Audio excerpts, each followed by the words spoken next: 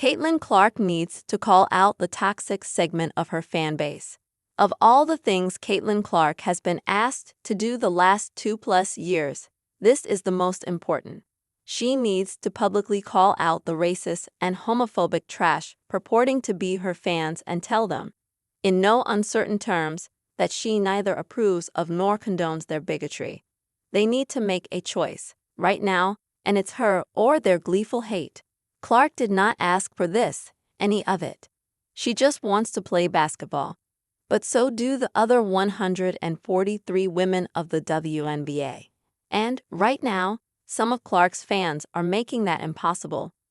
Like the one who sent DiJonai Carrington a message Tuesday with racial and misogynistic slurs in the subject line and a wish that she would be raped and murdered. Like the woman at Wednesday night's game who mocked the almost exclusively black players with stiletto nails by wearing Edward Scissorhands-like fake tips and a t-shirt with the words "ban nails." Like the people who sent fake nudes of Angel Reese to her relatives. Shall I continue? In my 11-year career, I've never experienced the racial comments, like, from the Indiana Fever fan base. Alyssa Thomas said Wednesday night, after the Connecticut Sun ended Clark's rookie season with a sweep of Indiana in the best-of-3 series. It's unacceptable, honestly, and there's no place for it. Thomas continued, her voice measured but strong.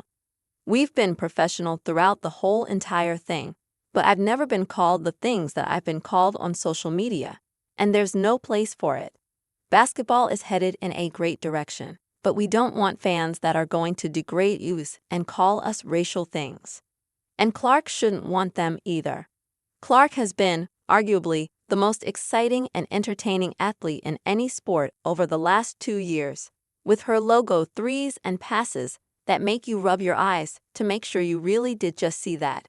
She's brought a legion of new fans to women's basketball, and for many, that love of Clark has blossomed into a love for the entire game and a new appreciation for players like A'ja Wilson and Nafisa Collier and Breanna Stewart. But there are others whose ignorance is ruining it for everyone. Some simply don't know the game or the history of the WNBA and are outraged that the rest of the league isn't bowing in Clark's wake. They howl at the physical play and hard fouls that have always been a staple of the WNBA, conveniently ignoring both that Clark knows it's part of the game and that she can give every bit as good as she gets. Those people are irritating. Their over-the-top fandom prompting eye rolls and deep sighs. They are largely harmless, though.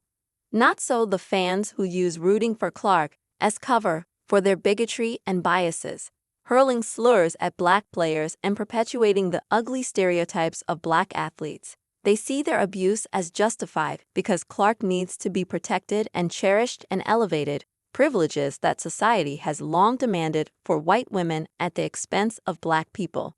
It matters to certain people that Clark is in this black woman-dominated sport and has been doing so well, said Moya Bailey, a professor at Northwestern University who coined the term misogynoir to describe the unique prejudice directed at black women. There's something specific about how people see black women as opposed to other women of color or other women, and that needs to be discussed, Bailey said. One of the things I say is misogynoir is something people find useful, and they are finding more and more reasons to use it. The WNBA bears part of the blame for this. The toxicity was evident from the very beginning of the season, an amplification of the mischaracterized college rivalry between Clark and Reese, and the silence from Commissioner Kathy Engelbert was deafening. When she was asked about it during an appearance on CNBC earlier this month, she blathered on about rivalries and marketing opportunities. The WNBA did release a strong statement Wednesday night, saying it is monitoring threats to players and will involve law enforcement if necessary. While we welcome the growing fan base, the WNBA will not tolerate racist, derogatory, or threatening comments made about players, teams, and anyone affiliated with the league said. Too bad it came 4 months too late. With Clark out of the playoffs and out of the spotlight, the garbage segment of her fan base will disappear back into its cesspool, not to be heard from again until next spring. Hopefully. This is too important to let fester, however, which is why Clark needs to speak out.